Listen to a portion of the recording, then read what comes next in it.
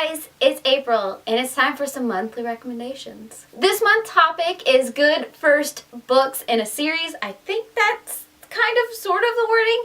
Anyways, it is the first book in the series that just caught your attention and that you really love. And I've got a nice little stack of those that I want to talk to you about today. I will leave all the information about monthly recommendation group down below in case you're interested in joining the group, or if you want to find more such lists like this, because who doesn't want to grow their TBR list? All the information will be down below for you to find. I'm trying not to be repetitive with a lot of these lists, but this list would not be correct if I didn't pull up Daughter of the Forest by Juliette Merlier. I love this book so stinking much. It is the first book in the Seven Water series. I'm doing a read along this year.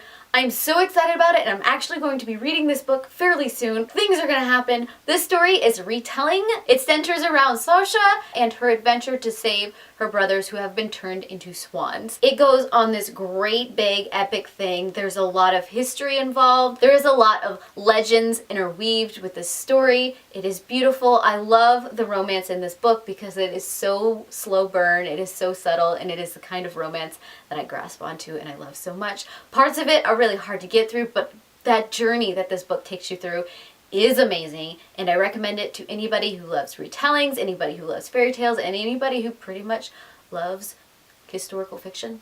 This right here, highly recommend. Now I have two Brandon Sanderson books that I want to talk to you about. This is technically only part one of one book, but I didn't feel like holding up both books because they're really big. Now, Mistborn by Brandon Sanderson is a wonderful read. This is about a magical system in which you ingest metals and you get different kinds of abilities from ingesting that metals. Now, Way of Kings is another high epic fantasy, but the magical system is a little different in this one. In this one, you have sprens, you have shard blades, you have shard plates, and with those kind of elements, that is where you get your magical ability. But both of these have a dark evil that everyone is, of course, trying to stand up against. Sometimes you don't know who truly is the bad guy, if there is a bad guy. It gets really murky. This is part, of course, of the Mistborn series. It is beautiful, it is glorious. This is part of the Stormlight Archives. It is also beautiful and glorious. This one is not complete.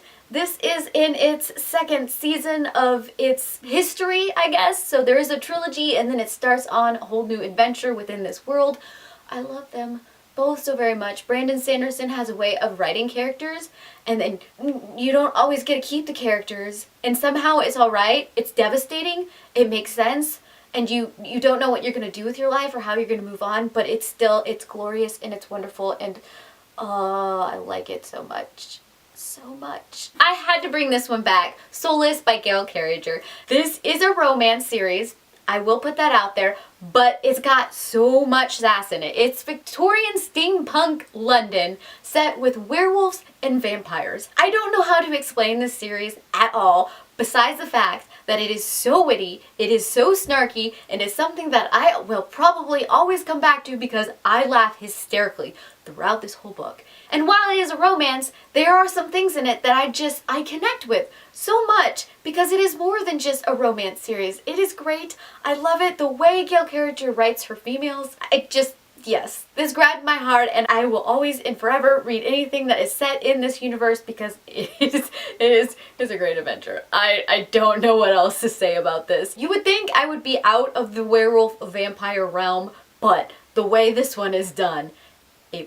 I highly recommend it. I also wanted to mention a graphic novel. This is volume 1 of the Dreamer series by Laura Imes. I first found this series online. She posts them weekly on her website, and of course I had to get the full physical bind up of the first volume. I have all the ones that have been published so far. This just grabs my young heart, and it's like, yes, this is something that I wish would have happened to myself. This is the story of Bee, who finds herself dreaming about the American Revolution. And not only does she find herself dreaming about it, she finds herself falling in love with one of the men in her dream. And then suddenly she actually kind of sort of finds herself there. So she keeps flipping back and forth between her dream world and reality in high school, and things kind of almost seem like they're overlapping, but not really. It's weird, it's wonderful, it is glorious, it's got history involved. You can totally tell that Ines really loves this era in American history and she knows her stuff. You get to see some familiar places such as Washington and others. I also really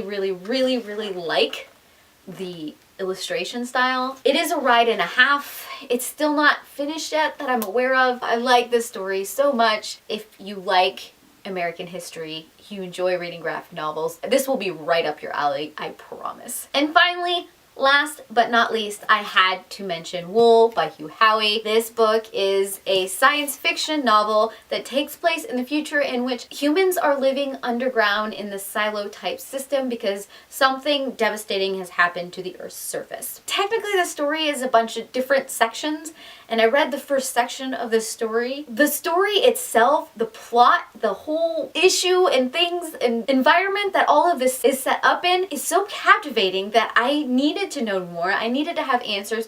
Why were they in this silo? How does this whole system work? What did they find out? Why are these characters acting this way? What do they know? Where is all of this going to lead them? Oh my gosh, there is so much going on within this novel and of course the rest of the trilogy. It is amazing. I highly recommend it to anybody who loves dystopian sci-fi novels. This is beautifully executed and I really enjoyed it, and I have successfully recommended it to several people who have also enjoyed it. It is one of my missions to get as many people as possible to pick up this story. It's something that needs to be read. I highly enjoyed this book. Those are some of my recommended first reads. If you're looking for a new series to get into, any of these could be perfect for you. Tell me down below what your favorite first book in a series is, because I'm always looking for more reads. When am I not? Honestly. Just tell me down below, and I heart your beautiful faces. Bye.